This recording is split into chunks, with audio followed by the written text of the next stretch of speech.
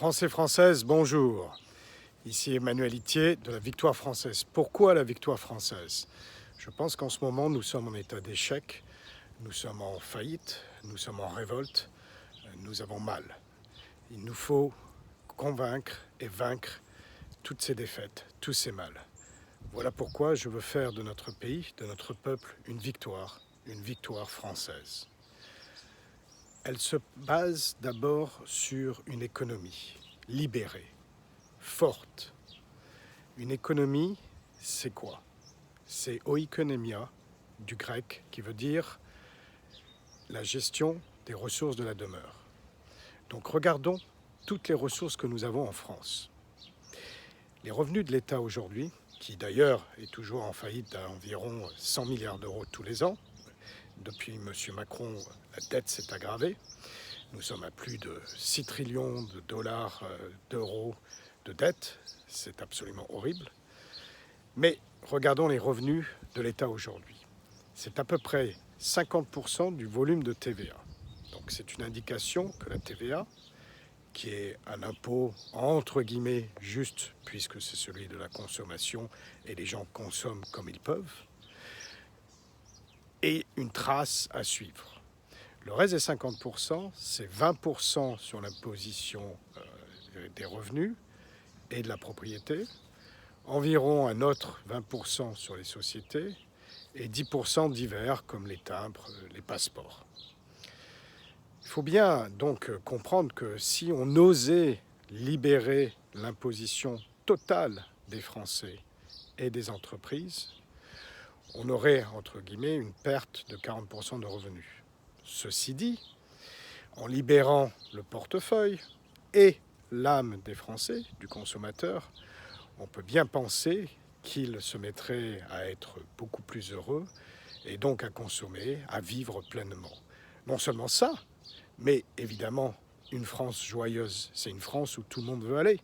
Donc le tourisme remonterait.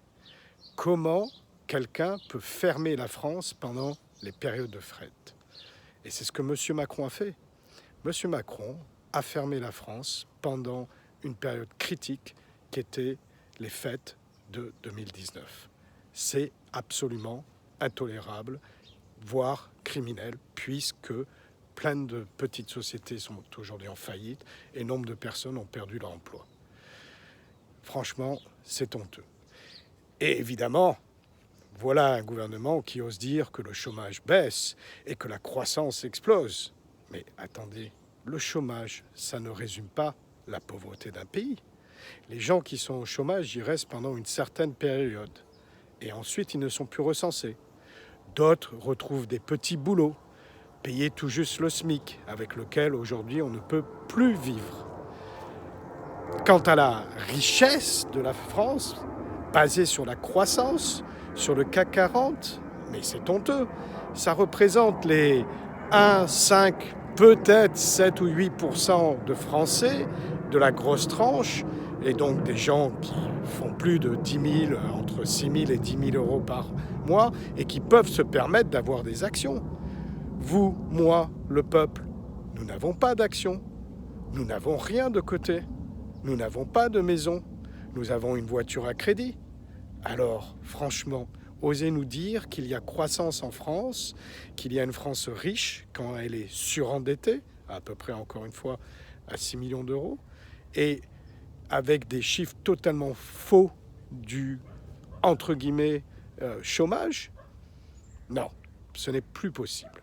Donc, la solution qu'il faut tenter, puisque celle des voleurs ne marche pas, c'est-à-dire de piquer à droite, à gauche, là où on peut, chez les retraités, chez les classes moyennes, supérieures. Quelqu'un qui travaille dur, mais de dur, un chef d'entreprise qui est taxé à 45% de ses revenus, mais c'est honteux. C'est lui qu'il faut laisser faire et pouvoir recréer des entreprises et pouvoir embaucher. Donc moi, je veux un patronat fort, des syndicats forts, une France forte et un gouvernement qui n'est juste que l'arbitre d'un super match de foot où vous êtes les joueurs, vous le patronat, vous le syndicat, vous le peuple.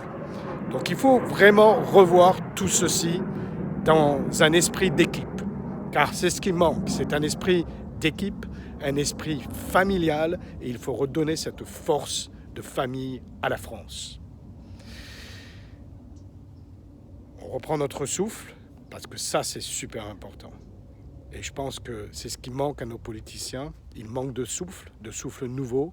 Ils se basent sur des économistes pseudo à la retraite qui nous bassinent les mêmes choses depuis 30 ans et qui ne marchent pas. Donc il faut tenter le tout pour le tout. Donc imposition zéro pour toutes les classes de salaire sur les revenus, sur la propriété. Et pour les entreprises, jusqu'à 500 000 € de recettes, zéro imposition.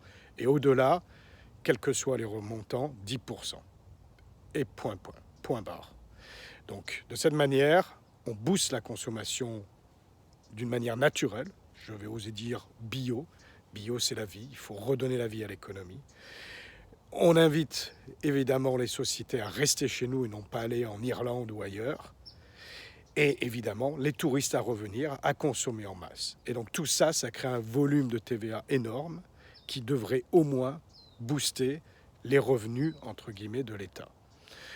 À ceci, il faut rendre tout le monde partenaires les uns des autres. Et donc, les grosses sociétés qui dégagent des sommes incroyables de revenus, d'abord, tant mieux pour elles, parce qu'en général, elles réinvestissent, elles ouvrent d'autres sociétés, donc elles embauchent, donc elles créent de la consommation avec des nouveaux employés.